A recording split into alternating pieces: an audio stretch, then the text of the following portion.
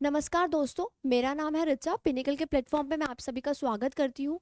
और हमने जो टॉपिक कंप्लीट किया था उसका नाम था ऑपरेटिंग सिस्टम। ठीक है, हमने ऑपरेटिंग सिस्टम की थ्योरी बहुत अच्छे से क्लियरली कंप्लीट की थी और उसके बाद फिर उसके हमने फंक्शंस किए थे, फंक्शन ऑफ ऑपरेटिंग सिस्टम। ठीक है, हमारे जो आज की क्लास का टॉपिक है उसका नाम है टाइप्स ऑफ ऑपरेटिंग सिस्टम।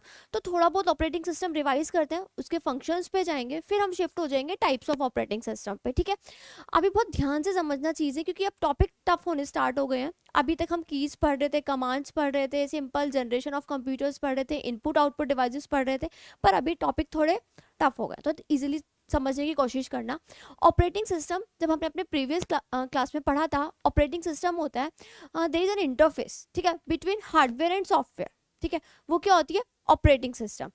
ये चीज़ समझ में आई? जैसे कि हमारी विंडोज़, ठीक है, सारी विंडोज़ जितनी भी होती हैं सब ऑपरेटिंग सिस्टम है। ठीक है, लिनक्स या लाइनक्स ऑपरेटिंग सिस्टम है। ऐसे ही हमने ऑपरेटिंग सिस्टम के बारे में कुछ चीज़ें पढ़ी थी कि अगर इंटरेक्ट करना है हमें कंप्यूटर के साथ तो हमें उसके लिए ऑपरेटिंग सिस्टम चाहिए। बिना ऑपरेटिंग सिस्टम के हम कैसे इंटरेक्ट कर सकते हैं? तो हम बोलते हैं इसकी डेफिनेशन में, it is the interface between hardware and software. ठीक है, तो उसको हम ऑपरेटिंग सिस्टम बोलते थे। यहाँ पे अगर हम इसकी फंक्शंस की बात करें तो फंक्शन ऑफ ऑपरेटिंग सिस्टम में जो हमने फर्स्ट फंक्शन पढ़ा था वो पढ़ा था प्रोसेस मैनेजमेंट। ठीक है, इनपुट दे दिया, उसके बाद जो आउटपुट आना है, जो चीज़ें वर्चुअली होती हैं, जो हमें नहीं दिख रही होती, वो सब ऑपरेटिंग सिस्टम ही तो कर रहा होता है। जो इनपुट देते हैं फिर वो सीपीयू में जाता है, एएलयू उसको कन्वर्ट करता है। सपोज हमने एडिशन का कुछ दिया तो उसे वो कन्वर्ट करता है, फिर फर्दर हमारे पास आउटपुट आता है। तो ये सब किसके ऊपर बेस्ड है? ऑपरेटिंग सिस्टम से। हम किसके साथ इंटरेक्ट करते हैं? ऑपरेटिंग सिस्टम के साथ। तभी तो हम बोलते हैं इंटरफेस है सॉफ्टवेयर और हार्डवेयर के बीच में। तो क्वेश्चन आता है अगर एग्जाम में कि सबसे फर्स्ट सिस्टम सॉफ्टवेयर कौन सा है, फर्स्ट सिस्टम सॉफ्टवेयर कौन सा है जो कंप्यूटर सबसे पहले रन करता है कंप्यूटर में, तो वो ऑपरेटिंग सिस्टम है। सबसे फर्स्ट सिस्टम सॉफ्टवेयर जो कंप्यूटर में, पीसी में सबसे पहले रन करता है वो है ऑपरेटिंग सिस्टम। ठीक है, उसके बाद हमने फंक्शंस पढ़े थे, device management, process management, input output device management, ऐसे हमने बहुत सारे फंक्शंस पढ़े थे। ठीक है, उसके बाद हम अपने टॉपिक पे आते हैं, that is types of operating system. Types of operating system से पहले एक चीज़ ध्यान रखना, ये चीज़ या ये डायग्राम ध्यान रखना कि ये सॉफ्टवेयर, ठीक है, यहाँ पे इंटरफेस, ये चीज़ इंटरफेस, ठीक है, यहाँ पे ये ऑपरेटिंग सिस्टम होता है। ठीक है, अब यहाँ आते हैं, यहाँ पे ये हार्डवेयर हो गया। ठीक है, अभी हम क्या बोल सकते हैं? There is an interface between software and hardware is called as operating system. अब ऑपरेटिंग सिस्टम भी ओपन सोर्स और क्लोज सोर्स होता है। ओपन सोर्स ऑपरेटिंग सिस्टम होता है और एक होता है close source operating system. Open source operating system वो सोर्स होता है जिसमें हमें कोड पता होते हैं, जिसके कोड इंटरनेट पे भी अवेलेबल होता है, सोर्स कोड होता है। वेब डेवलपर उन कोड्स को यूज करता है, नया ऑपरेटिंग सिस्टम जनरेट कर देता है अपने अकॉर्डिंग, जैसे उसकी नीड होती है, तो वो होते हैं ओपन सोर्स ऑपरेटिंग सिस्टम। अगर हम बात करते हैं यहाँ पे क्लोज सोर्स की, तो क्लोज सोर्स में विंडोज आ जाती है और आईओ सिस्टम आ जाते हैं, ऑपरेटिंग सिस्टम जिनके कोड्स हमें नहीं पता होते। ठीक है, उनको बोल देते हैं वो क्लोज सोर्स है। तो दो चीज़ें होती है, एक ओपन सोर्स होती है, एक विंडोज। ओपन में लाइनक्स आ जाता है, ठीक है, और क्लोज सोर्स में आ जाता है विंडोज आ जाती है, जिसके कोड्स हमें नहीं पता होते, जो इंटरनेट पे अवेलेबल नहीं होते। और ओपन सोर्स वो होते हैं जिनके कोड्स इंटरनेट पे होते हैं, हम उनको यूज करते हैं, वेब डेवलपर उनको यूज करता है, उनमें चेंजेस करता है, नया ऑपरेटिंग सिस्टम जनरेट कर देता है। और क्लोज में ऐसा कुछ नहीं होता, हमें पता ही नहीं होता। Open source free of cost होते हैं, कोई भी यूज कर सकता है, कोई भी अपने अकॉर्डिंग अपने नीड के हिसाब से उनको डिजाइन कर सकता है। ठीक है, अगर उसको कोडिंग आती है तो। ठीक है, अब जो हमारा टॉपिक है, जिस टॉपिक पे हम शिफ्ट होने वाले हैं इस क्लास में, उस टॉपिक का नाम क्या है? Types of operating system. ठीक है, टाइप्स ऑफ ऑपरेटिंग सिस्टम को समझने से पहले मैं फिर से कुछ चीजें बताऊंगी, उनको ध्यान से समझना। ठीक है, हमारा जो फर्स्ट टाइप है ऑपरेटिंग सिस्टम का, हमारा जो फर्स्ट टाइप है ऑपरेटिंग सिस्टम का जो पढ़ने वाला है, जो हम पढ़ेंगे अब, फर्स्ट टाइप है बैच ऑपरेटिंग सिस्टम। ठीक है, ऑपरेटिंग सिस्टम को मैं ओएस लिख रही हूँ। ठीक है, फर्स्ट है बैच ऑपरेटिंग सिस्टम, या फिर इसको बोल देते हैं सिंपल बैच ऑपरेटिंग सिस्टम या फिर बैच ऑपरेटिंग सिस्टम। सेकंड जो हम पढ़ने वाले हैं वो है मल्टी प्रोग्रामिंग। ठीक है, मल्टी प्रोग्रामिंग ऑपरेटिंग सिस्टम। जो नेक्स्ट पढ़ेंगे थर्ड, उसको हम बोलते हैं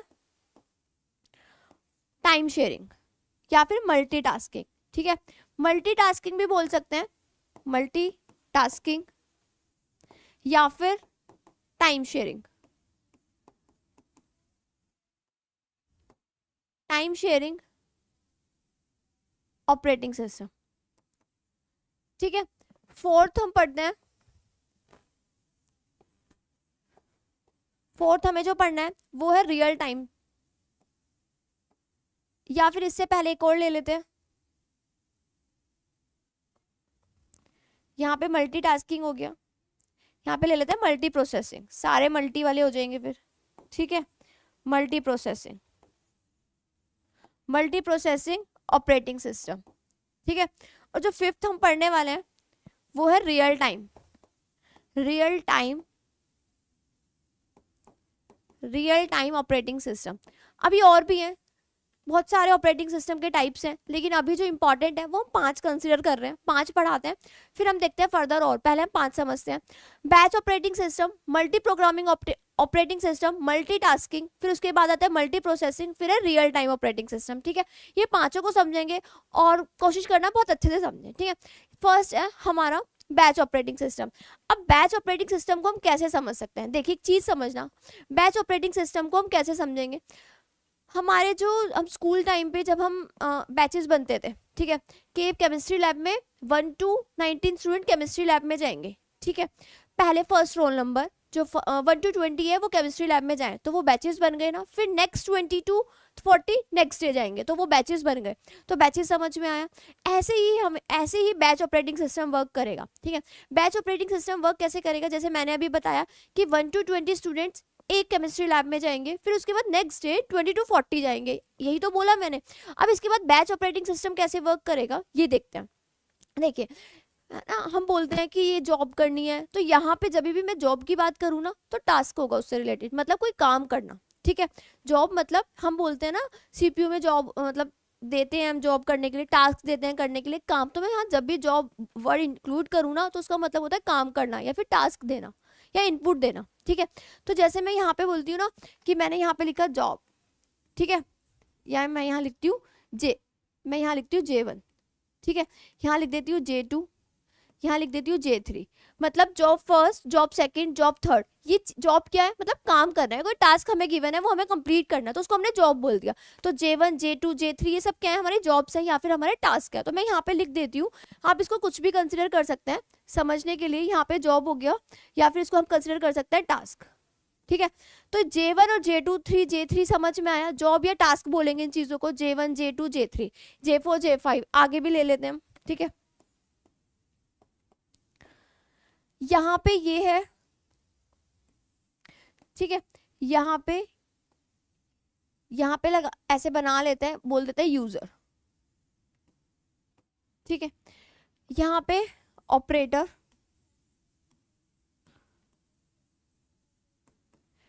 फिर यहाँ पे बनेंगे बैचेस, बैच 1, बैच 2। ठीक है, यहाँ पे फर्दर ये कंप्यूटर मतलब कि आउटपुट, ऐसे बना लेते हैं हम रफली सा डायग्राम। ठीक है, यहाँ पे लिख देते हैं आउटपुट, सिर्फ समझाने के लिए ये डायग्राम, और किसी चीज के लिए नहीं, कि इजीली थोड़ी चीजें समझ आ जाए। ठीक है, अब देखिए हमारा हम जो पढ़ने वाले हैं वो फर्स्ट टाइप, हमारा टॉपिक जो है वो टाइप्स ऑफ ऑपरेटिंग सिस्टम है, उसमें फर्स्ट टॉपिक हम पढ़ने वाले हैं बैच ऑपरेटिंग सिस्टम। ठीक है, बैच ऑपरेटिंग सिस्टम हम पढ़ेंगे, तो बहुत ध्यान से बहुत क्लियरली समझना बैच ऑपरेटिंग सिस्टम क्या होता है। मैंने बैचेस बताए, बैच 1, बैच 2, हमने 2 बैचेस बना लिए, 3 बैचेस बना लिए, जैसे हमारे टास्क थे। ठीक है, ये job 1, job 2, job 3, job 5, job 6। ठीक है, ये हमें काम करने हैं। ठीक है, ये हमारा यूजर है, जॉब 1 की, जॉब 2, जॉब 3 ये टास्क की इन्होंने, जॉब 5, जॉब 6 ये इन्होंने टास्क क्रिएट किए, मतलब करने हैं। तो बैच ऑपरेटिंग सिस्टम ना 1960s में चलता था। कब चलता था, 1960s या 1961 में चलता था। ठीक है, ऐसे हम लिख लेते हैं 1960, कहीं बुक्स में 1961 भी है। ठीक है, 1960s में होता था, हम ऐसे मान लेते हैं। सेकेंड जनरेशन में जो फर्स्ट ऑपरेटिंग सिस्टम था वो बैच ऑपरेटिंग सिस्टम ही यूज होता था। क्या बोला मैंने, सेकेंड जनरेशन ऑफ कंप्यूटर बोला, पढ़ा है ना हमने। उसमें जो फर्स्ट ऑपरेटिंग सिस्टम जो हम यूज करते थे ना, वो बैच ऑपरेटिंग सिस्टम था। इसमें जो हम इनपुट देते थे ना, पंच कार्ड की फॉर्म में देते थे। किसकी फॉर्म में देते थे? Punch card. पंच कार्ड के थ्रू हम इनपुट देते थे। अभी पंच कार्ड क्या होता है? सपोज मैंने यहाँ पे ये पंच कार्ड है, इस तरह से कुछ बना दिया, ये dot dots dot dots indicate कर दी।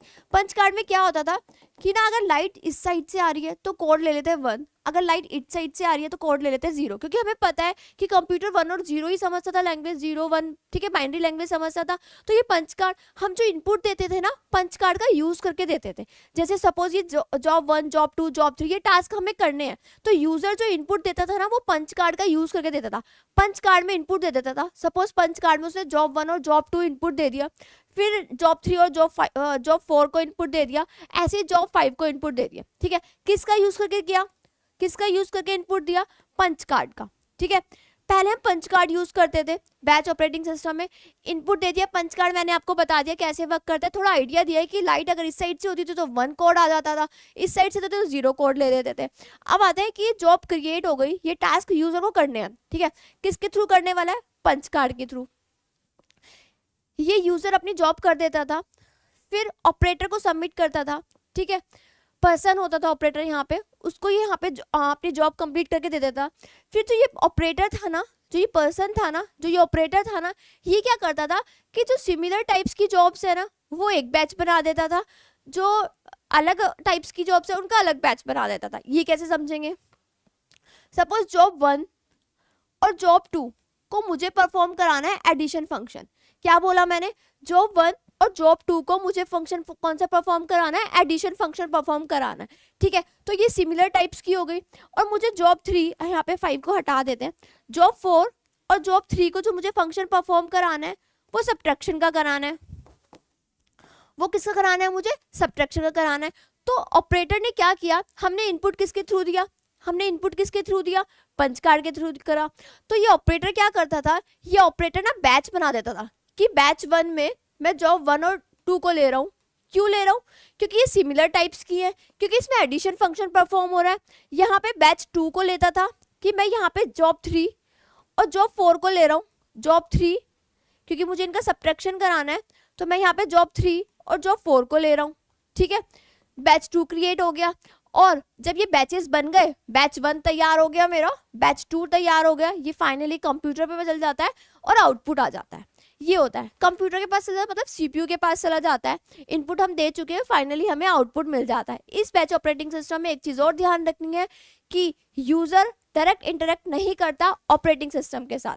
ठीक है, तो ये पूरा बैच ऑपरेटिंग सिस्टम था। मैं फिर से समझा देती हूँ। ठीक है, फिर से समझ लेते हैं इस चीज को हम, बैच ऑपरेटिंग सिस्टम को, क्योंकि ये टाइप्स इंपॉर्टेंट है, एग्जाम्स में क्वेश्चंस इसमें से पूछे जाते हैं। ठीक है, अब हम फिर से समझते हैं।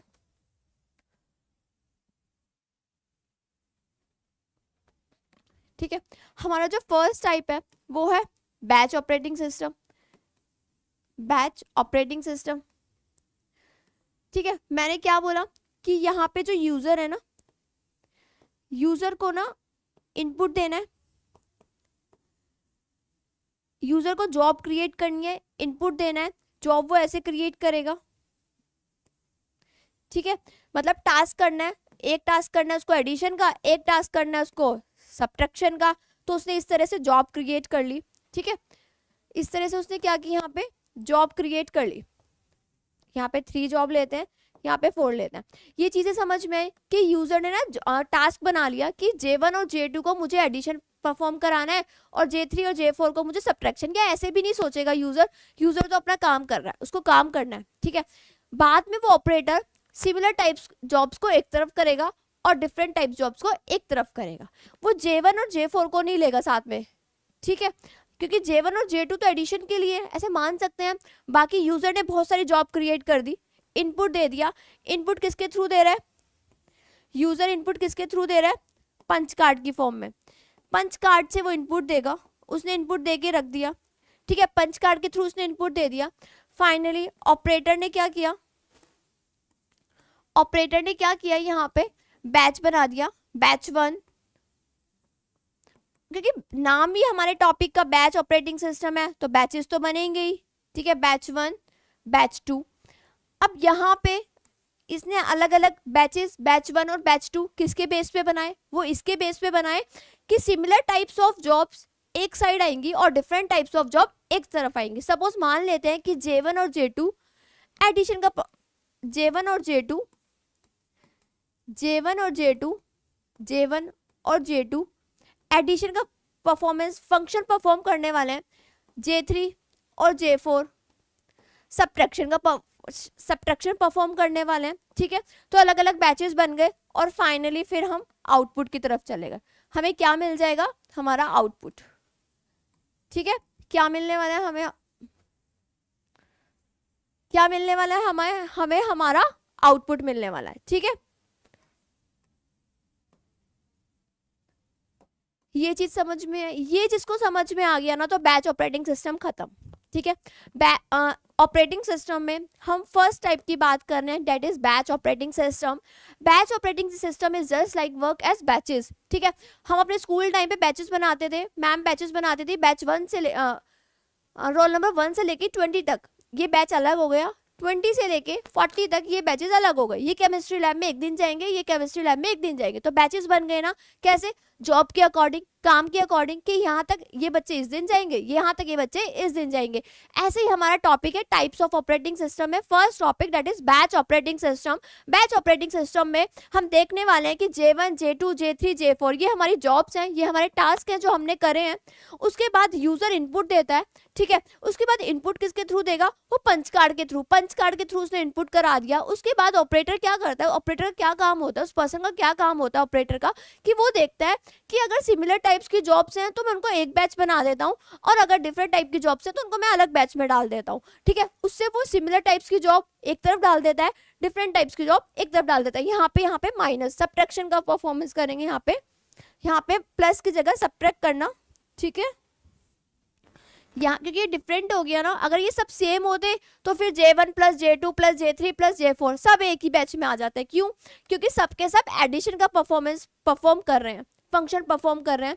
ठीक है, ये बैच 1 ये बैच 2 और फाइनली मुझे क्या मिलने वाला, आउटपुट। तो ये पूरा बैच ऑपरेटिंग सिस्टम है। मैंने डायग्राम के थ्रू बताया है कि आपको इजीली समझ आ जाए, याद रहे। थ्योरी तो हम पढ़ भी सकते हैं इजीली। तो ये था पूरा बैच ऑपरेटिंग सिस्टम, समझ में आ गया। सिमिलर टाइप्स की जॉब्स एक बैच में जाएंगी, फिर अलग टाइप्स की जॉब अलग टाइप्स में जाएंगी, तो उन्हें बोलते हैं batch operating system. Batch operating system 1960s में आया था और 1960s में यूज़ करते थे। सेकेंड जनरेशन ऑफ कंप्यूटर में जो सबसे पहले ऑपरेटिंग सिस्टम यूज़ हुआ था वो बैच ऑपरेटिंग सिस्टम ही था। और क्या चीज़ें याद रख सकते हैं, ठीक है, ये चीज़ें हो गई। और जॉब से होती है इसमें सिमिलर टाइप्स के अलग अलग बैचेस बन जाते हैं। तो फर्स्ट टाइप क्लियर हुआ। अब हम शिफ्ट होते हैं सेकेंड टाइप पे। अब सेकेंड टाइप क्या है, अब हमारा सेकेंड टाइप क्या है, फर्स्ट था batch operating system, second type जो हम पढ़ने वाले हैं वो है मल्टी प्रोग्रामिंग। मल्टी प्रोग्रामिंग, अब ये मल्टी प्रोग्रामिंग क्या है, ठीक है। अब इस मल्टी प्रोग्रामिंग में हम क्या करने वाले हैं, मल्टी प्रोग्रामिंग ऑपरेटिंग सिस्टम में हम क्या पढ़ेंगे, देखो बहुत ध्यान से समझना है इसको भी। ये हमारा सीपीयू है, ठीक है, ऐसा होता नहीं है पर हम बना रहे हैं, ठीक है। सीपीयू है ये हमारा, इसको थोड़ा और ठीक सा बना देते हैं अच्छा सा। यहाँ पे ये हमारा सीपीयू है, ठीक है, ठीक है, ये हमारा सीपीयू है।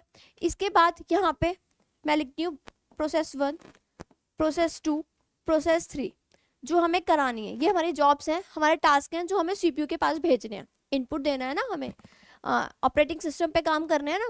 हमारा टॉपिक का नाम है, सेकंड टाइप है मल्टी प्रोग्रामिंग ऑपरेटिंग सिस्टम, ठीक है।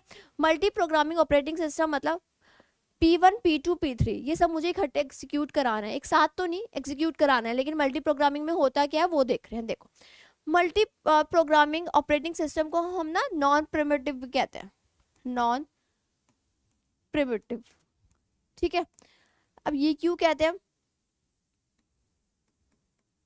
नॉन प्रिमिटिव, क्यों कहते हैं, एक मिनट, नॉन प्रिमिटिव क्यों कहते हैं हम इसको, ठीक है। नॉन प्रिमिटिव क्यों कहते हैं हम इसको, हम फोर्सफुली कोई काम नहीं कर सकते, हम फोर्सफुली नहीं बोल सकते ये प्रोसेस चली जाएगी, ये प्रोसेस रन हो जाएगी, ऐसे हम नहीं बोल सकते। देखो कैसे होता है, मैंने अभी कुछ नहीं बताया, कोई नई चीज़ नहीं बताई, सिर्फ इतना ही बताया कि मल्टी प्रोग्रामिंग को हम इस नाम से भी जानते हैं, नॉन प्रिमिटिव होते हैं ये, ठीक है। Multi programming operating system P1 P2 P3 और ये CPU है। ये P1 P2 P3 ये हमारी प्रोसेस है जो हमें रन करानी है, एग्जीक्यूट करानी है, टर्मिनेट करानी है, ठीक है। तो देखो ये कैसे होता है, मैंने पहले बोला कि ना अगर हम P1 को, जैसे मैंने बोला ये हमारी प्रोसेस है, ठीक है। P1 सबसे पहले गया CPU के पास, ठीक है, एग्जीक्यूट होने के लिए, रन होने के लिए अपना P1 सबसे पहले चला गया CPU के साथ, ठीक है। अब अगर ये CPU के सबसे पास चला गया, उसके बाद अपना ये एग्जीक्यूट हो गया, फिर ये अलग फंक्शन में चला गया, इनपुट आउटपुट एग्जीक्यूशन के लिए चला गया, या फिर इनपुट आउटपुट फंक्शन के लिए चला गया, ठीक है। वहाँ चला गया P1, पहले P1 आया सबसे पहले, फिर उसके बाद P1 यहाँ से अपना यहाँ काम करने आ गया, इनपुट आउटपुट के लिए अलग फंक्शंस के लिए आ गया, CPU में जितना टाइम था वो कंप्लीट हो गया, ठीक है। अब इसके बाद आता है P2। अभी जब तक P1 का काम कंप्लीट नहीं होता यहाँ पे, तब तक P2 नहीं आ सकता। क्या बोला मैंने, जब तक P1 का काम कंप्लीट नहीं हो सकता, कंप्लीट नहीं हुआ या प्रॉपर एग्जीक्यूट नहीं होगा, जितना टाइम उसको चाहिए प्रोसेस होने के लिए, रन होने के लिए, तब तक वो यही रहेगा, तब तक P2 नहीं आएगा, ठीक है। अब देखो जैसे इस चीज को हम दोबारा समझ सकते हैं, ये हमारा CPU है, ठीक है। मैंने क्या बोला कि सबसे पहले आ गया P1 CPU के पास, रन होने के लिए, एग्जीक्यूट होने के लिए, ठीक है, प्रोसेस कंप्लीट करने के लिए सबसे पहले आ गया P1, ठीक है। P1 जब आता है, जब तक P1 का काम कंप्लीट नहीं होगा CPU में, तब तक P2 और P3 नहीं आएंगे, ठीक है। ये चीज़ है, जैसे ही P1 का काम खत्म हुआ, P2 और अदर फंक्शंस में चला गया, जैसे इनपुट आउटपुट एग्जीक्यूशन में चला गया, या फिर इनपुट आउटपुट फंक्शन में चला गया, फिर एकदम P2 आएगा। कौन आएगा, P2 आएगा, ठीक है। वो अपनी फंक्शनिंग करेगा, P2 आएगा, अपने काम करेगा, उसका काम कंप्लीट होते ही वो चला जाएगा इनपुट आउटपुट फंक्शन के पास, फिर P2 अपना आउटपुट जनरेट करेगा P1, फिर उसके बाद P3 आएगा, वो अपना काम करेगा, ठीक है, वो अपना काम कंप्लीट करेगा। तो ऐसे ही 1 बाय 1 ये आएंगे, ठीक है। यहाँ पे हम इसको बोलते हैं नॉन प्रिमिटिव। नॉन प्रिमिटिव मतलब जब तक P1 का काम नहीं होगा ना कंप्लीट, तब तक P2 नहीं आ सकता, और P1 को हम फोर्सफुली नहीं भेज सकते कि जा फटाफट से अपना इनपुट आउटपुट वाला काम कर। ये है मल्टी प्रोग्रामिंग, ठीक है। दोबारा से देखते हैं इस चीज को। मल्टी प्रोग्रामिंग ऑपरेटिंग सिस्टम में क्या होता है, मैं कोशिश यही कर रही हूँ कि डायग्राम के थ्रू समझाऊं। नॉन प्रिमिटिव होते हैं ये यहाँ पे ये CPU है मेरा, ठीक है। यहाँ पे ये प्रोसेस है P1 P2 P3, ठीक है। सबसे पहले CPU के पास P1 गया अपना काम करने, ठीक है, रन होने, एग्जीक्यूट होने, फिर उसके बाद जाएगा P2, फिर उसके बाद जाएगा P3। जब तक P1 का काम कंप्लीट नहीं होगा, तब तक P2 और P3 नहीं आ सकते। हम ये भी नहीं बोल सकते P1 को कि फटाफट से यहाँ से फोर्सफुली जाओ, अपना अलग फंक्शन करो, P2 को आना है। जब तक उसका काम कंप्लीट नहीं होगा, तब तक वो नहीं आएगा, ठीक है। ये चीज़ हो गई। जैसे इसका काम कंप्लीट हुआ P1 का, P1 चला गया और अदर फंक्शंस के लिए, इनपुट आउटपुट फंक्शंस के लिए फटाफट से कौन आ जाएगा, P2 आ जाएगा। P2 आने के बाद अपना काम करेगा, फिर फटाफट से P3 आ जाएगा। तो इस तरह से काम चलता रहेगा। ये चीज़ समझ में आई। अब इसका ड्रॉबैक क्या है, इसकी डिसएडवांटेज क्या है, इस ऑपरेटिंग सिस्टम की डिसएडवांटेज क्या है। इस ऑपरेटिंग सिस्टम की डिसएडवांटेज ये है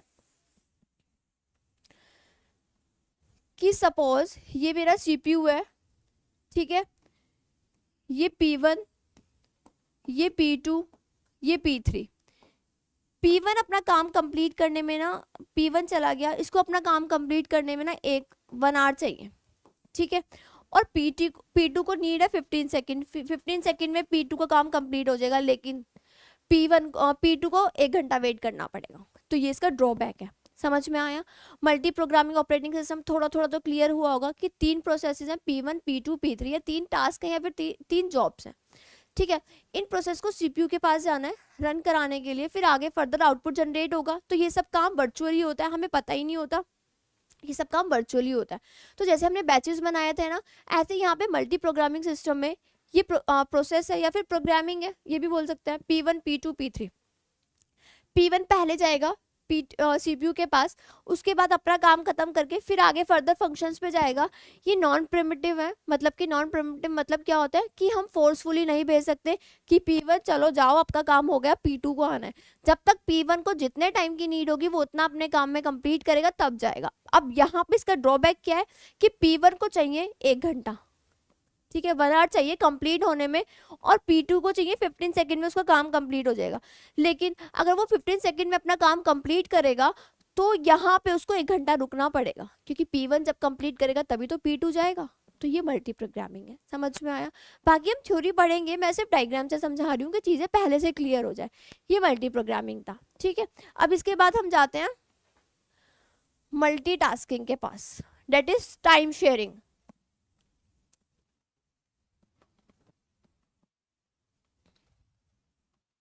अब नेक्स्ट जो टॉपिक है हमारा वो है मल्टी टास्किंग, ठीक है, या फिर टाइम शेयरिंग।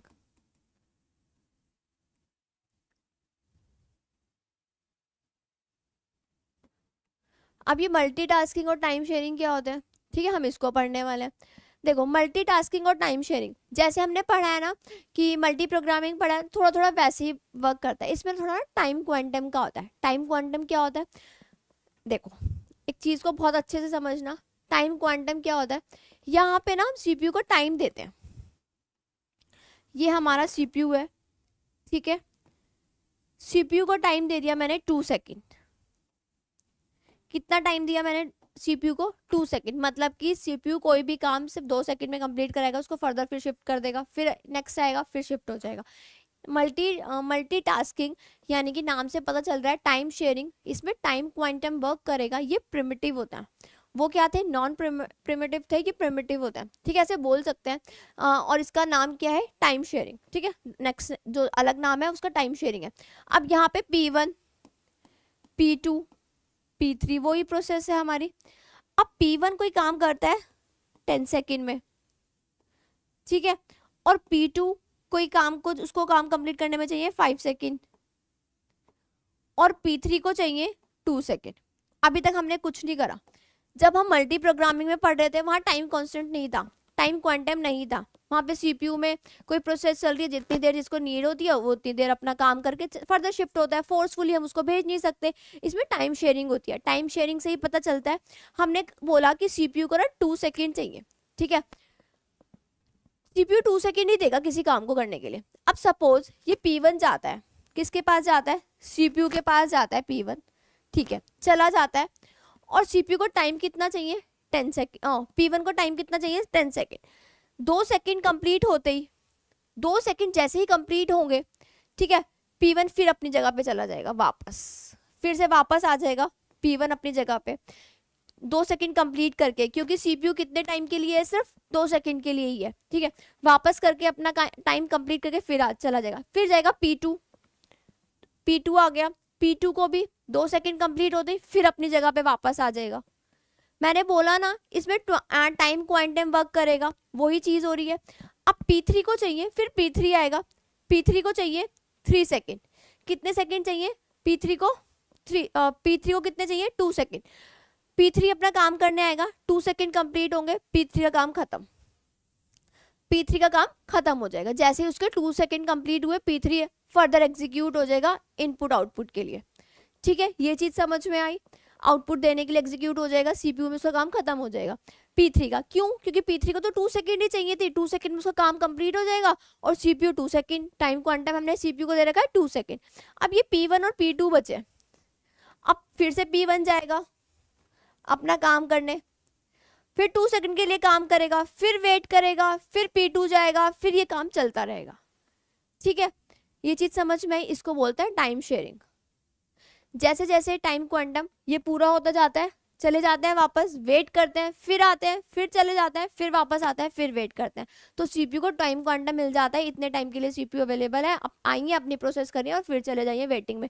अब P3 को 2 सेकेंड ही चाहिए थी, और 2 सेकेंड में वो अपना काम कंप्लीट करके फर्दर एग्जीक्यूट होने चला गया। तो ये था multitasking, that is time sharing. Clear हुआ? तीनों चीजें बता दी, बैच ऑपरेटिंग सिस्टम बताया, मल्टी प्रोग्रामिंग बताया, और अभी मैं बता रही थी टाइम शेयरिंग। मैं सिर्फ डायग्राम से बता रही हूँ, थ्योरी हम पढ़ेंगे, सारी चीज़ें मैं कोशिश यही है कि डायग्राम से इजीली चीज़ें समझ आ जाएं, ठीक है। तो ये चीज़ें समझ में आई। अब इसके बाद आते हैं, इसके बाद हमारा मल्टीटास्किंग के बाद आता है मल्टी प्रोसेसिंग, ठीक है। मल्टी प्रोसेसिंग क्या बोलता है, अब वो देखते हैं। ये सब क्या पढ़ रहे हैं, टाइप्स ऑफ ऑपरेटिंग सिस्टम, ठीक है। अब इसके बाद हम पढ़ते हैं जो फोर्थ टाइप है वो है मल्टी प्रोग्रामिंग,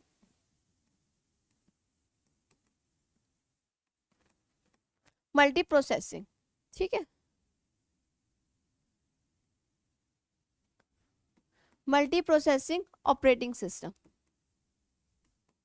ठीक है। मल्टी प्रोसेसिंग ऑपरेटिंग सिस्टम में हम क्या पढ़ रहे हैं, मल्टी प्रोसेसिंग ऑपरेटिंग सिस्टम में हम ये पढ़ेंगे, नाम से ही पता चल रहा है मल्टी प्रोसेसिंग, ठीक है। इसमें क्या होता है कि ये हो गया, ये मेरी टास्क हो गया या मेरा प्रोसेस हो गया, यहाँ पे P1 P2 P3 P4 P5, ठीक है।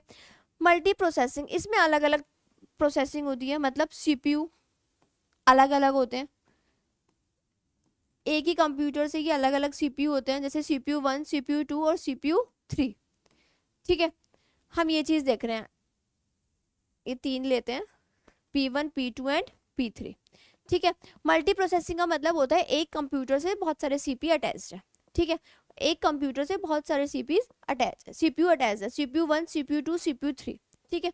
अब देखो P1 अपना काम करेगा, यहाँ पे जाके P1 को कौन सा दिया हमने, CPU 1, P2 को कौन सा दिया है हमने, CPU 2, और यहाँ पे हमने P3 को कौन सा दिया है, CPU 3। अलग अलग जाएंगे, अपने अपने काम करेंगे, इनपुट जनरेट करेंगे, ये है मल्टी प्रोसेसिंग।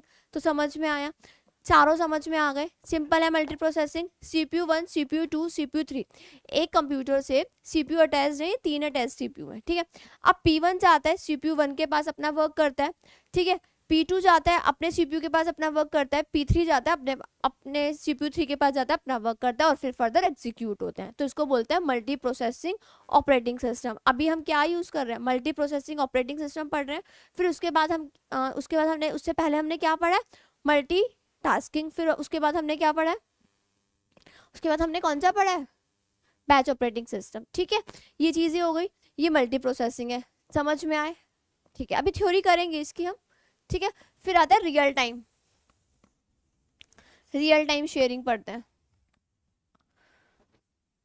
अब ये रियल टाइम शेयरिंग क्या है, चलिए इसको पढ़ते हैं। Fifth,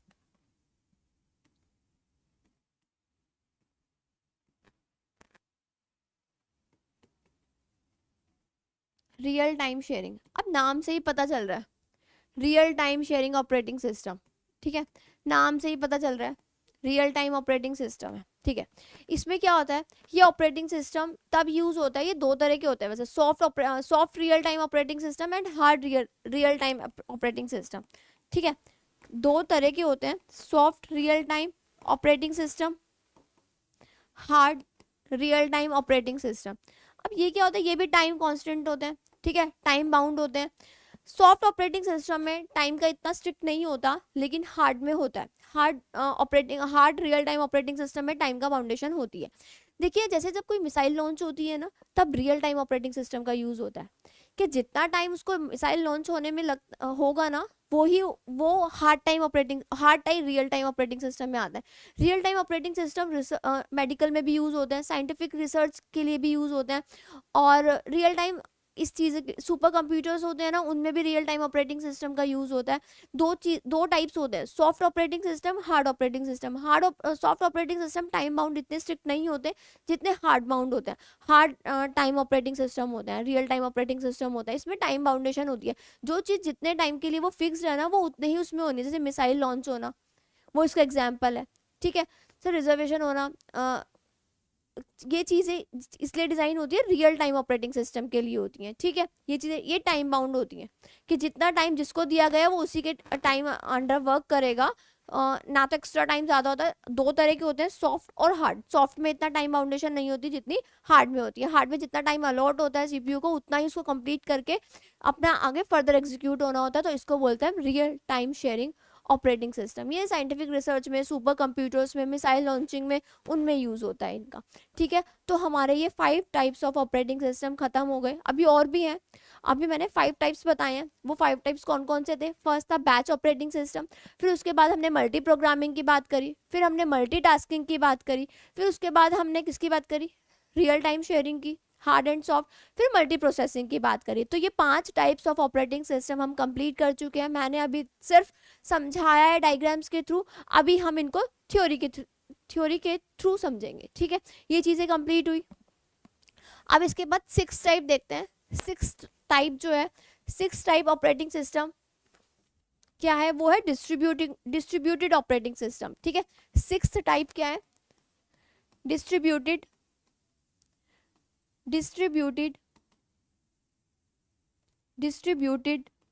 operating system. ठीक है, डिस्ट्रीब्यूटेड नाम से ही पता चल रहा है, बांटना।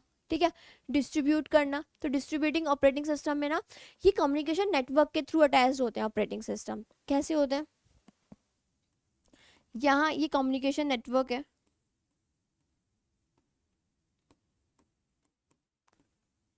ठीक है, कम्युनिकेशन नेटवर्क। अब यहाँ पे ऐसे बना देते हैं। यहाँ पे एक पीसी है, ठीक है, इसको ऐसे बनाते हैं। ठीक है, यहाँ पे इसका सीपीयू, यहाँ पे इनपुट के लिए ये हो गया। ऐसे ही यहाँ पे इसको 1 कह देते हैं। ऐसे यहाँ पे भी बना हुआ है। सबके पास अपने अपने सीपीयू में अपने अपने कंप्यूटर्स पूरे कंप्लीट है। ठीक है, ये डिस्ट्रीब्यूट कम्युनिकेशन नेटवर्क होता है, इनके थ्रू ये अटैच्ड होते हैं। ठीक है, इसमें क्या होता है? सपोज अगर सारी चीज़ें एक साथ वर्क करती हैं, ये सारे वर्क करते हैं, अगर ये खराब हो गया तो बाकी सब चलते हैं। ठीक है, बाकी सब वर्क करते हैं। अगर सपोज ये खराब हो गया, ठीक है, ये सब आपस में वर्क करेंगे, ये करते रहेंगे, लेकिन अगर मेन चीज़ ही खराब हो गई, ठीक है, तो ये सारे वर्क करना बंद कर देंगे। ये होते हैं डिस्ट्रीब्यूटेड ऑपरेटिंग सिस्टम। समझ में आई वाली चीज़? डिस्ट्रीब्यूटेड मतलब बांटना। ये सब अलग अलग इंडिविजुअल हैं, सबके पास अपने मॉनिटर, सीपीयू, इनपुट सब कुछ है, अलग अलग है, और ये इससे अटैच्ड है। अगर ये खराब हो गया तो ये तो वर्क करेगा, ये भी वर्क करेगा, ये भी वर्क करेगा, लेकिन अगर ये ही खराब हो गया, यही नहीं चला, तो ये भी कोई वर्क नहीं करेंगे। ये है डिस्ट्रीब्यूटेड ऑपरेटिंग सिस्टम। ठीक है, ये चीज़ समझ में आई। इसके बाद आते हैं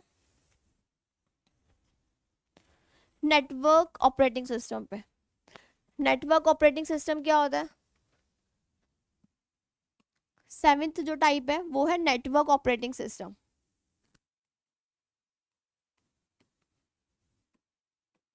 नेटवर्क ऑपरेटिंग सिस्टम क्या है?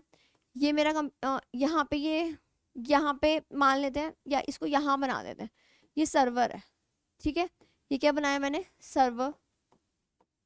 यहाँ पे क्लाइंट 1, क्लाइंट 2, क्लाइंट 3, क्लाइंट 4, वो सब किससे अटैच्ड है? इस सर्वर से अटैच्ड है।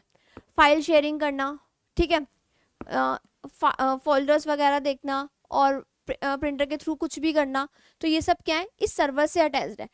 ये वाला कंप्यूटर, ये एक नेटवर्क से अटैच है। वो नेटवर्क ये हो गया, ये सर्वर हो गया, ये सब इनसे अटैच्ड है। क्लाइंट 1, क्लाइंट 2, क्लाइंट 3, ये सब कंप्यूटर्स इस सर्वर से अटैच्ड है। ठीक है, जैसे लैन नहीं बोलते, लोकल एरिया नेटवर्क, ठीक है, जब एक सर्वर से अटैच्ड होते हैं, सेम वैसे ही operating system, network operating system work करता है। ठीक है, ये यहाँ पे हमारे ऑपरेटिंग सिस्टम खत्म होते हैं। और भी टाइप्स हैं 1-2, वो हम आगे थ्योरी में पढ़ते हैं। ठीक है, तो चीज़ें समझ में आई, ऑपरेटिंग सिस्टम क्लियर हुआ। चलिए, अब नेक्स्ट आते हैं। ये इतने इंपॉर्टेंट नहीं है जितने मैंने स्टार्टिंग के जो 5 बताए थे वो यूज़ होते हैं, वो बहुत इंपॉर्टेंट भी है, यूज़ ये भी होते हैं। ये ऑपरेटिंग सिस्टम सबको पता है इनके बारे में, network operating system, distributed operating system. ठीक है, वो ऑपरेटिंग सिस्टम वर्चुअली वर्क करते हैं, हमें नहीं पता एक्चुअल में वो वर्क कैसे कर रहे होते हैं। ठीक है, एक वैसे एम्बेडेड ऑपरेटिंग सिस्टम भी होता है, वो जैसे कि एटीएम मशीन्स के लिए जनरेट होता है, लिफ्ट में ऑपरेटिंग सिस्टम होता है, जैसे लिफ्ट जब यूज़ करते हैं हम लिफ्ट, उसमें ऑपरेटिंग सिस्टम होता है। एम्बेडेड ऑपरेटिंग सिस्टम वो ऑपरेटिंग सिस्टम होते हैं जो जिसके लिए डिज़ाइन करे गए हैं वो उसी में यूज़ होते हैं। ठीक है, तो उनको बोलते हैं embedded operating system. Mobile operating system, हम मोबाइल को रन कराते हैं, यूज़ करते हैं ना मोबाइल फ़ोन्स का, वो रन होते हैं, उसमें भी ऑपरेटिंग सिस्टम्स होते हैं। तो वो मोबाइल ऑपरेटिंग सिस्टम हो गए। ठीक है, जो स्टार्टिंग के 5 ऑपरेटिंग सिस्टम कराए थे वो बहुत इंपॉर्टेंट है, पांचों पता होने चाहिए, उन्हीं में से क्वेश्चन आते हैं। अब नेक्स्ट हम पढ़ते हैं थ्योरी वाला सेक्शन। थ्योरी वाला सेक्शन कवर करते हैं। मैंने जितना भी समझाया थ्रू डायग्राम समझाया है, अब हम देखते हैं थ्योरी क्या लिखी है इनकी। चलिए स्टार्ट करते हैं। ठीक है, अब फर्स्ट हमारे, मैं ये सब चीज समझा चुकी हूँ, अभी सिर्फ हम थ्योरी देखते हैं कि क्या लिखा है, उसके थ्रू थोड़ा थोड़ा समझेंगे। ठीक है, लिखा है simple batch operating system. In the simple batch operating system there is no direct communication. मैंने पहले ही बताया कि कोई डायरेक्ट कम्युनिकेशन नहीं होती किस किस के बीच में, बिटवीन यूजर के बीच में कोई डायरेक्ट कम्युनिकेशन नहीं होती। किसके साथ, किसके साथ नहीं होती, ऑपरेटिंग सिस्टम के साथ। डायरेक्टली यूजर ऑपरेटिंग के सिस्टम के साथ कम्युनिकेट नहीं करता। मैंने पहले ही बताया था, जॉब बनाएंगे J1 J2 J3 J4, user input देगा, किसके थ्रू देगा, पंच कार्ड के थ्रू देगा। ऑपरेटर फिर उनको अलग अलग बैचेस बनाएगा, बैच 1 बैच 2 बैच 3, फिर उसके बाद वो अलग जनरेट होंगे, आउटपुट आएगा। लेकिन यूजर का डायरेक्टली कोई इंटरेक्शन नहीं होता ऑपरेटिंग सिस्टम के साथ। ठीक है, अब यहाँ से शुरू करते हैं। In the simple operating batch operating system there is no direct communication. हम इसको हाईलाइट कर देते हैं। देखो इन चीज़ों को हाईलाइट कर देते हैं जो पूछी जाती है एग्जाम्स में, या क्वेश्चन आता है ऐसा कौन सा ऑपरेटिंग सिस्टम है जिसमें डायरेक्ट कम्युनिकेशन नहीं होती यूजर और ऑपरेटिंग सिस्टम के बीच में, तो वो बैच ऑपरेटिंग सिस्टम है। तो इसको हाईलाइट करते हैं, there is no direct communication between user and the computer. ठीक है, यूजर एंड द कंप्यूटर लिखो या फिर user and the operating system लिखो। कोई देखो यहाँ पे ये है जॉब 1 जॉब 2 जॉब 3, यहाँ पे आते हैं ये बैचेस बने हैं। ठीक है, ये हमारा क्या है, सीपीयू है। अब ये जॉब 1 है, ये अलग तरह की होगी, ये जॉब 2 अलग होगी, जॉब अलग होगी ये, तो तभी तो इनके बैचेस बने हैं, बैच 1 बैच 2 बैच 3। ठीक है, ये अलग बैचेस तभी तो बने हैं। इनके बीच में आपस में कोई कम्युनिकेशन नहीं होती। जैसे मैंने बताया कि यूजर इनपुट देगा पंच कार्ड के थ्रू, ये सब चीजें मैं समझा चुकी हूँ। ठीक है, each user prepare his job on और ऑफलाइन डिवाइस। ठीक है, ऑफलाइन डिवाइस का यूज करेगा, मतलब कि पंच कार्ड का यूज करेगा। फिर फाइनली सबमिट करता है कंप्यूटर ऑपरेटर को। मैं बता चुकी हूँ कैसे बताया था, बिल्कुल ऐसे बताया था मैंने कि ये मेरी जॉब है। ठीक है, जॉब 1 जो मुझे काम करना है, ये मेरी जॉब 2 है। ठीक है, यहाँ पे आते हैं ये जॉब 3 है, यहाँ पे आते हैं ये जॉब 4 है। ठीक है, अब यहाँ पे ये यूजर, ठीक है, यूजर ने ये जॉब्स परफॉर्म करी, इनपुट कौन सा यूज किया, किस इनपुट का यूज करके किया, पंच कार्ड का, पंच कार्ड का यूज किया। ठीक है, फिर उसने फाइनली इनको सबमिट कर दिया, सबमिट टू ऑपरेटर को सबमिट किया, ऐसे लिखेंगे यहाँ पे ऑपरेटर को सबमिट किया।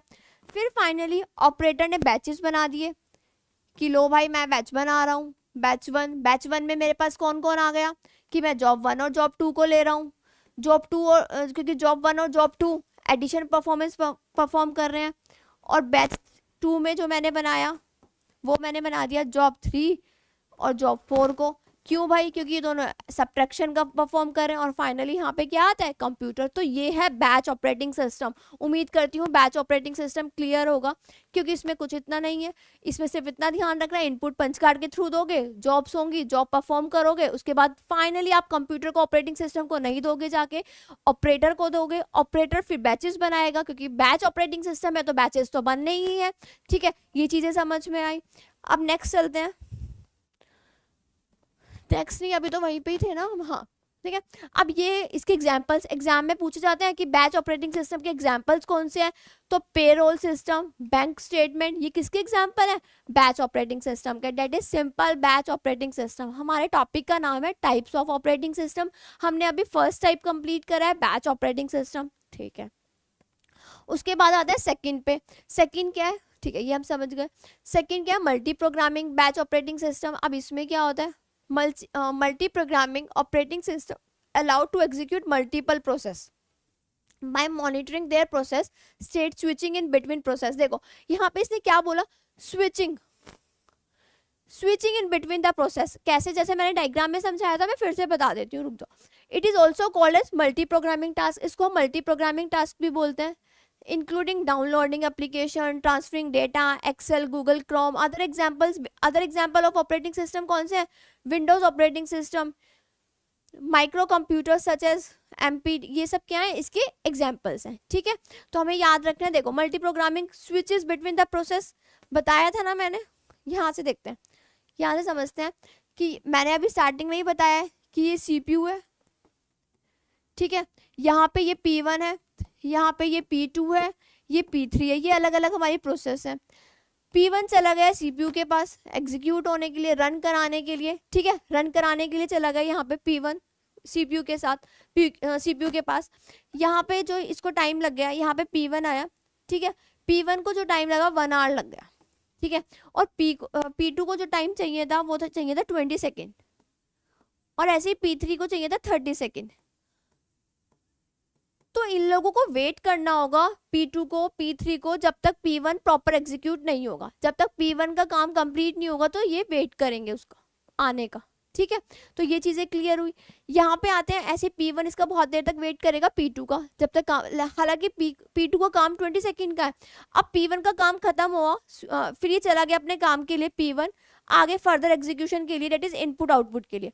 फिर उसके बाद P2 आता है, P2 अपना काम कंप्लीट करता है, फिर P2 चला जाता है, फिर P3 आता है, अपना काम करता है, P3 चला जाता है। तो ऐसे एग्जीक्यूट होते रहते हैं, स्विच बिटवीन द प्रोसेस, कभी P1 आ रहा है, कभी P2, कभी P3, ऐसे कंप्लीट करके आ रहे हैं। पर याद रहे, अपनी प्रोसेस कंप्लीट करके ही नेक्स्ट स्विच करते हैं ये, ठीक है। अब आते हैं, अच्छा ठीक है, हमने ये पूरा पढ़ लिया। इसके एग्जांपल्स देखना, विंडोज ऑपरेटिंग सिस्टम, ठीक है, वो सब क्या है, सब किस में आते हैं, मल्टी प्रोग्रामिंग में। नेक्स्ट आता है, यहाँ पे थोड़ा सा डायग्राम के थ्रू बताया हुआ है, ये ऑपरेटिंग सिस्टम है, ठीक है। ये हमारे अलग अलग प्रोसेस हैं, पहले ये प्रोसेस, ये प्रोसेस, ये प्रोसेस है हमारे, ये हमारा CPU है, ठीक है। तो ये क्या है, मल्टी प्रोग्रामिंग ऑपरेटिंग सिस्टम है, मैंने भी सेम ऐसे ही समझा है। अब आते हैं time sharing. Time sharing operating system क्या है, नाम से ही पता चल रहा है, टाइम शेयरिंग ऑपरेटिंग सिस्टम है। A time share operating system uses CPU scheduling, ठीक है, and multi programming to provide each user with a small portion of shared computer advance. Example Unix, Linux, Windows NT servers, ठीक है। ये किसके examples हैं, किसके examples हैं, multi time sharing के, मल्टी टास्किंग।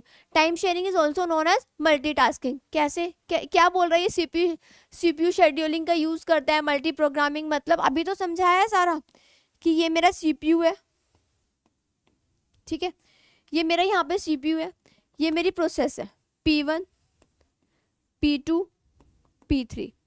देखिए इसमें ना टाइम क्वांटम का होता है, टाइम बाउंड होता है। CPU को टाइम दे देते हैं हम 3 सेकेंड, कितना दे देते हैं, 3 सेकेंड, कि CPU ना 3 सेकेंड के लिए अवेलेबल है। इसके बाद P1 को चाहिए 10 सेकेंड, ठीक है, P2 को चाहिए 4 सेकेंड, P3 को चाहिए 6 सेकेंड। P3 को ले लेते हैं हम, P3 को ले लेते हैं हम कितना, 3 सेकेंड, ठीक है। P3 को हम 3 सेकेंड ले लेते हैं। अब सबसे पहले P1 जाएगा CPU के पास, ठीक है, अपना काम करेगा, एग्जीक्यूट होगा, 10 सेकेंड चाहिए, लेकिन CPU कितने के लिए, 3 सेकेंड। तो P1 अपनी जगह पे वापस आ जाएगा, वेट करेगा, ठीक है। फिर उसके बाद P2 चला जाएगा, अपना 3 सेकेंड कंप्लीट करके P1 वापस आ जाएगा, क्योंकि CPU यहाँ पे सिर्फ 3 सेकेंड के लिए ही है।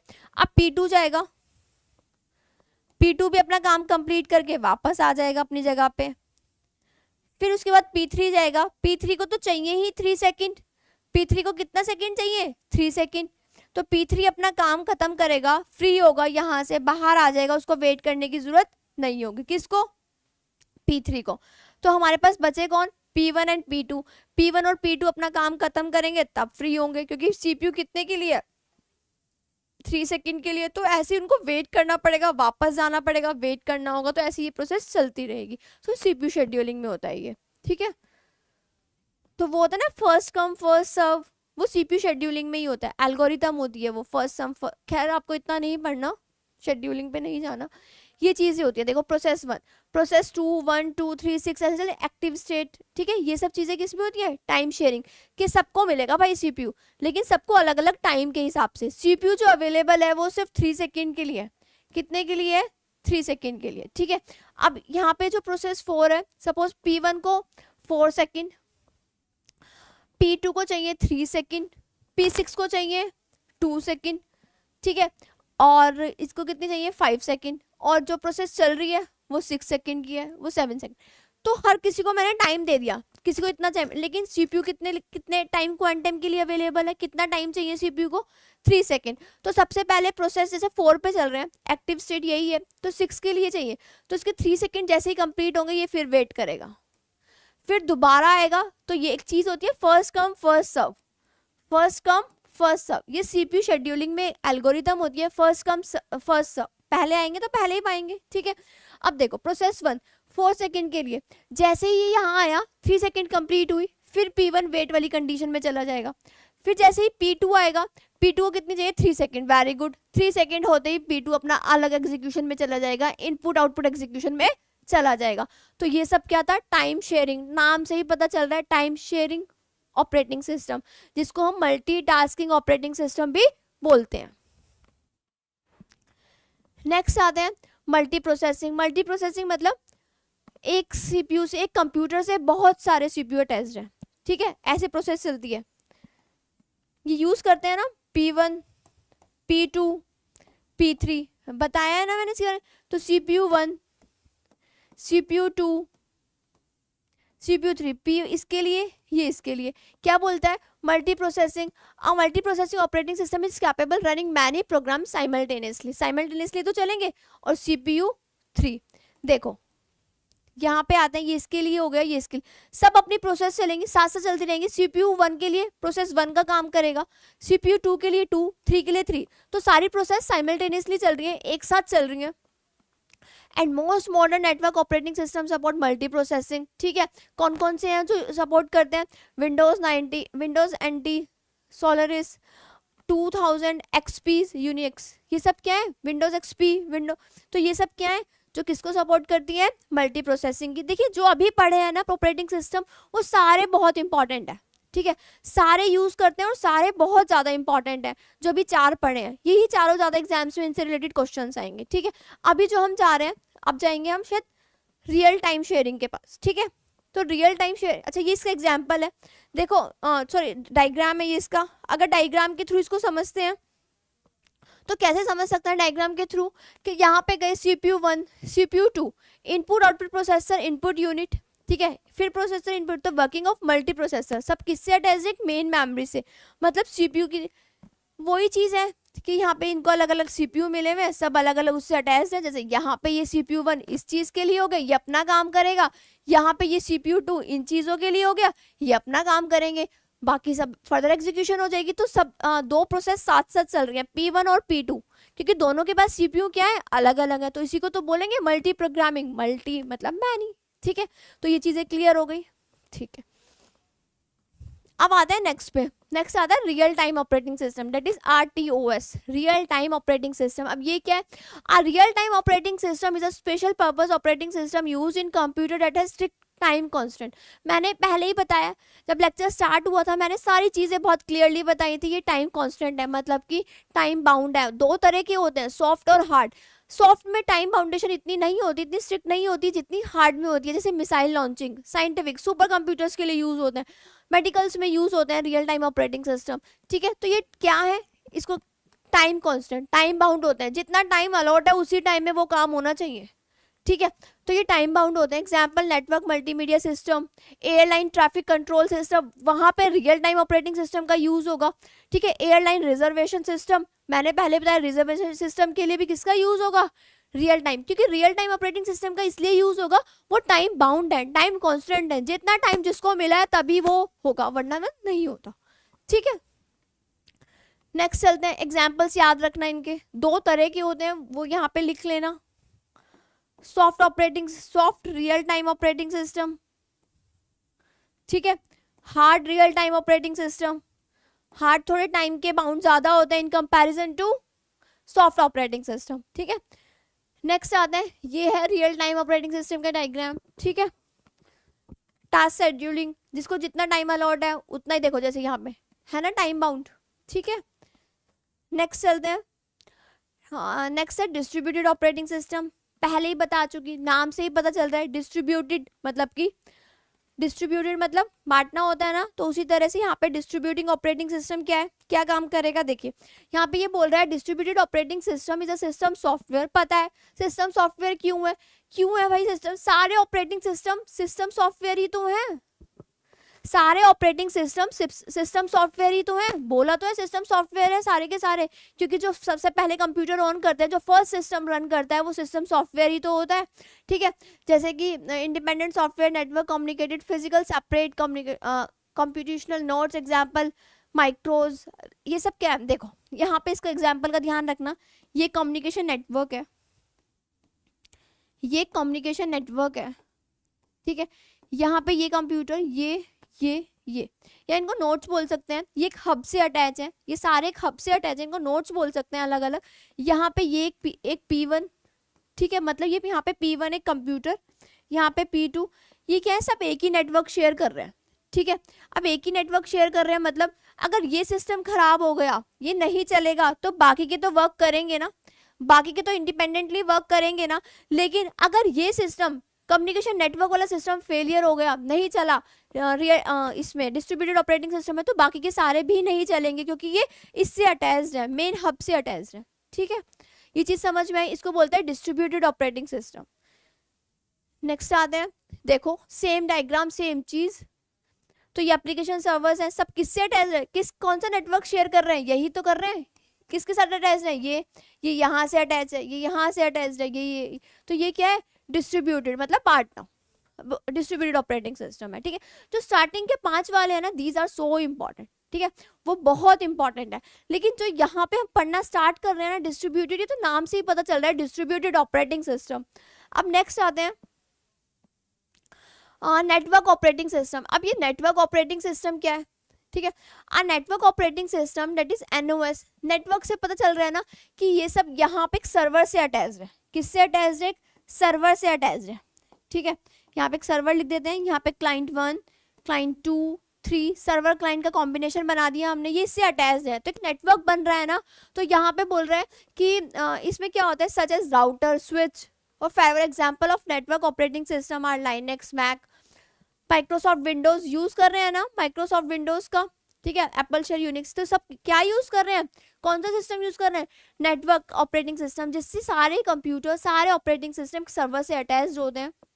वो सर्वर ये अटैच हो गया, फाइल शेयरिंग, प्रिंटिंग विंटिंग सब एक सर्वर से होती हैं, ये अटैच है, जैसे C1, C2, C3, ये एक नेटवर्क डिवाइस है। कैसी डिवाइस है, एक नेटवर्क डिवाइस है। ठीक है, तो समझ में आया नेटवर्क ऑपरेटिंग सिस्टम। देखो ये देखो है ना, ये कितनी अच्छी चीज है, ये किससे अटैच्ड है, ये डायग्राम देखो कितना अच्छा है, किससे अटैच्ड है, ये एक सर्वर से, ये इंटरनेट हो गया, यहाँ पे ये चीज दिखा दी, क्लाइंट्स हो गए हमारे। ठीक है, C1, C2 ये अटैच्ड है ना, इंटरनेट यानी कि एक नेटवर्क से अटैच्ड है, ये एक सर्वर हो गया। चीजें समझ में आई। ठीक है, अब नेक्स्ट आता है मोबाइल ऑपरेटिंग सिस्टम। ये तो सबको पता है, हम अपने फोन में भी तो यूज करते हैं, फोन में ऑपरेटिंग सिस्टम ही तो है, तभी तो मोबाइल रन कर रहा होता है, तभी तो हम हार्डवेयर और सॉफ्टवेयर आपस में इंटरेक्ट कर रहे होते हैं, तभी तो ऑपरेटिंग सिस्टम है वो। तो ऐसे ही मोबाइल ऑपरेटिंग सिस्टम है।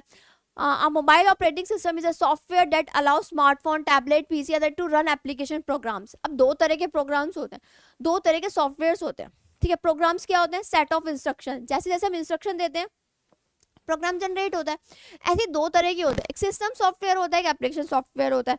ठीक है, एप्लीकेशन सॉफ्टवेयर, सिस्टम सॉफ्टवेयर, जो सॉफ्टवेयर हमारे मोबाइल्स में या फिर हमारे कंप्यूटर में पहले से होते हैं, ठीक है, उन्हें बोल देते हैं सिस्टम सॉफ्टवेयर। जो हम इंस्टॉल करते हैं, जो हम डालते हैं, वो होते हैं एप्लीकेशन सॉफ्टवेयर, जैसे कि MS ऑफिस, एक्सेल, ठीक है, पावर पॉइंट वगैरह, ये सब हम डालते हैं ना, इंस्टॉल करते हैं ना हम सब, तो वो क्या है, सब एप्लीकेशन सॉफ्टवेयर ही तो है।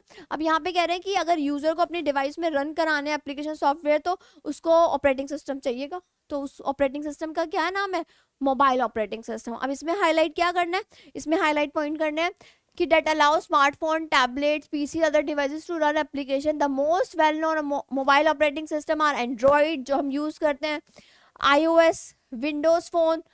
ठीक है, ये सब क्या है, ये मोबाइल ऑपरेटिंग सिस्टम है जो हम यूज करते हैं। ठीक है,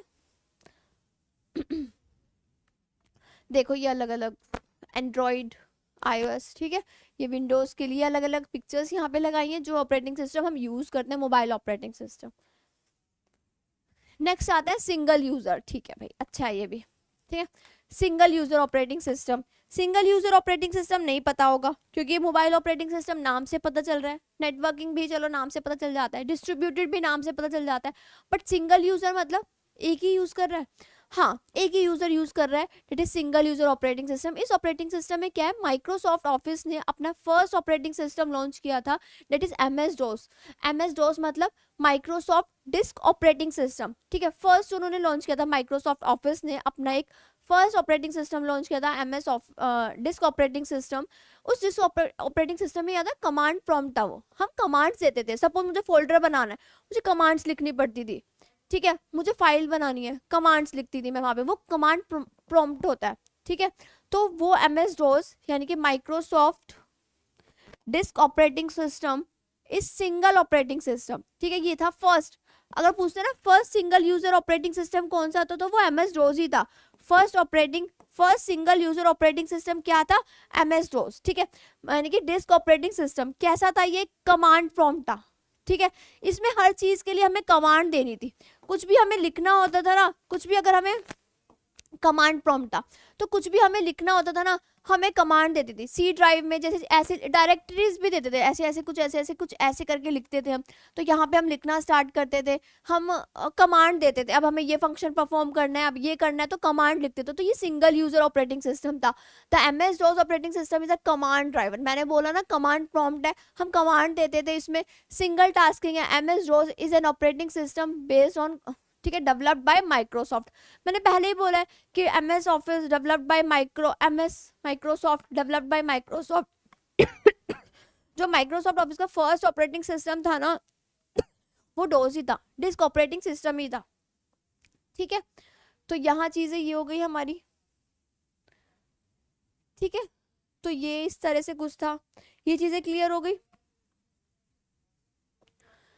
अब नेक्स्ट आते हैं कुछ टर्मिनोलॉजी की तरफ, ठीक है। अब ये टर्मिनोलॉजी क्या है, ऑपरेटिंग सिस्टम से रिलेट करती है। सॉकेट क्या है, देखो है तो ये बहुत बड़े कॉन्सेप्ट्स, अगर इनको समझते हैं तो कॉन्सेप्ट्स अच्छे खासे बड़े हैं, लेकिन हमें एग्जाम पॉइंट ऑफ व्यू से इतना ज़्यादा डिटेल में नहीं जाना। अब आते हैं सॉकेट में। A socket is use to make connection between two application. Use होता है दो एप्लीकेशन के बीच में, अगर कनेक्शन जनरेट करना है तो हम सॉकेट का यूज करते हैं, ठीक है। अब यहाँ आते हैं and points of the connection. जो एंड पॉइंट्स होते हैं उन्हें हम सॉकेट्स बोल देते हैं। तो देखो वैसे तो बहुत टॉपिक्स हैं ये अलग से ही, पर use to make connection between two application. दो एप्लीकेशन के बीच में अगर हमें कनेक्शन दिखाना है तो हम सीधा सीधा किसका यूज करने वाले हैं, सॉकेट्स का, ठीक है। End point of connection are called sockets. अब आते हैं कर्नल। कर्नल तो हम पढ़ चुके हैं पहले भी कि ऑपरेटिंग सिस्टम होता है, फिर कर्नल आता है, फिर शेल आता है। जो कर्नल होता है that is the outer most, ठीक है। आउटर मोस्ट तो शेल होता है, kernel is the core part, मतलब सेंट्रल पार्ट। सारी जो फंक्शनिंग होती है ना, जो इंटरेक्शन होता है, जो इंटरफेस होता है, वो कर्नल ही करता है। Kernel is the core part of the operating system. यहाँ आता है the most important part of operating system which provide basic services to all the part of the operating system, ठीक है। तो कर्नल ही हेल्प करता है।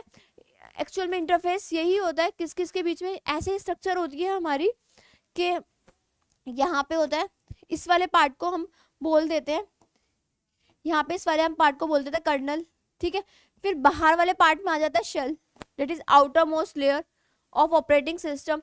फिर इसको कर्नल बोल देते हैं, is a core part, it is the important part of the operating system which helps to interact use hardware and software to interact, यानी इंटरफेस की तरह वर्क करेगा, ठीक है। नेक्स्ट आते हैं थ्रेड। थ्रेड क्या, थ्रेड है लाइट वेट प्रोसेस। थ्रेड को दूसरे नाम से जानते हैं लाइट वेट प्रोसेस, ठीक है। कंपोनेंट होता है, is a basic CPU utilization. It consist of a thread ID, program register and a stack, ठीक है। कोई चीज एग्जीक्यूट करानी होती है ना, तो इसको वैसे दूसरे नाम से, एक नाम से भी जानते हैं, that is light weight process, ठीक है। तो इसको बोलते हैं light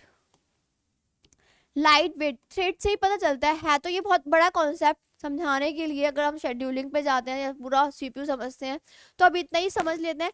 thread is just like a light weight process और इट नीड्स या it consist of thread ID, program counter, register and a stack. अब आते हैं ओवरलेस पे। अब ये ओवरलेस क्या होती है, देखो ओवरलेस क्या होती है, जो हमारी जैसे कि ओवरलेस को कैसे समझेंगे, देखो जो हमारी क्या कहते हैं, जो हमारी जैसे हमने कोई प्रोग्राम बनाया, ठीक है, वो बहुत लार्जर अमाउंट का है, बहुत बड़ा अमाउंट का है, ठीक है। अब उस लार्जर अमाउंट को, उस बिगर साइज को, जो वो प्रोग्राम है ना, उसकी जो स्टोरेज है ना वो बहुत ज़्यादा है, बिगर स्टोरेज है, लार्जर साइज का है, लेकिन जो सीपीयू में, जो मेन मेमोरी में जो स्पेस अवेलेबल है वो बहुत कम है। मैंने क्या बोला कि अगर हम इसको एक डायग्राम के थ्रू समझते हैं तो वो ये चीज़ है। ओवरले को अगर समझना है, ओवरलेज को, तो हम इस तरह से समझ सकते हैं। किस तरह से कि ना जो हमने प्रोग्राम बनाया, सपोज हमने कोई प्रोग्राम बनाया, ठीक है, जो उसकी स्टोरेज है ना, जो प्रोग्राम हमने बनाया ना वो बहुत लार्जर है, बहुत बड़ा है साइज में, उसका मेमोरी स्पेस बहुत ज़्यादा है, ठीक है, उसकी स्टोरेज बहुत ज़्यादा है, ऐसे मान सकते हैं। तो ओवरलेज में क्या होता है, वो ना उसको अलग अलग पार्ट्स में तोड़ देता है। जैसे कि प्रोग्राम था P1 में, P2 में, P3 में, अलग अलग में तोड़ देता है सीपीयू में स्पेस बनाने के लिए। जो सीपीयू में अवेलेबल स्पेस है ना वो बहुत कम है, ठीक है। मान लेते हैं यहाँ पे जैसे स्पेस है 80, ठीक है, और जो हमने बनाया वो 90, ठीक है। तो अभी 90 और 80 तो हमें स्पेस बनाना पड़ेगा ना, तो स्पेस, ये टेक्निक है, ओवरलेज को एक टेक्निक बोल सकते हैं जो यूज होती है स्पेस बनाने के लिए सीपीयू में। तो हम ना उसको तोड़ सकते हैं अलग अलग मंच में, P1 P2 प्रोग्राम को छोटा करने के लिए अलग अलग इंस्ट्रक्शन को अलग अलग पार्ट्स में तोड़ के फिर मेमोरी में स्पेस करा सकते हैं। तो इसको बोलते हैं ओवरलेज, ओवरले की टेक्निक है, ठीक है। तो यहाँ पे हमारे टॉपिक कंप्लीट होता है operating system and types of operating system. अब नेक्स्ट सेशन में हम मिलेंगे इनके क्वेश्चंस के साथ, हम क्वेश्चंस कवर करेंगे ऑपरेटिंग सिस्टम के, ठीक है। Thank you for this class, hope so ये सेशन आपको अच्छा लगा होगा। मैंने ऑपरेटिंग सिस्टम की थ्योरी पहले वाले चैप्टर में कराई थी और अभी हमने टाइप्स ऑफ ऑपरेटिंग सिस्टम करें। इसके बाद हम जो करने वाले हैं वो क्वेश्चंस करेंगे, ऑपरेटिंग सिस्टम के क्वेश्चंस करेंगे, ठीक है। Thank you for this class.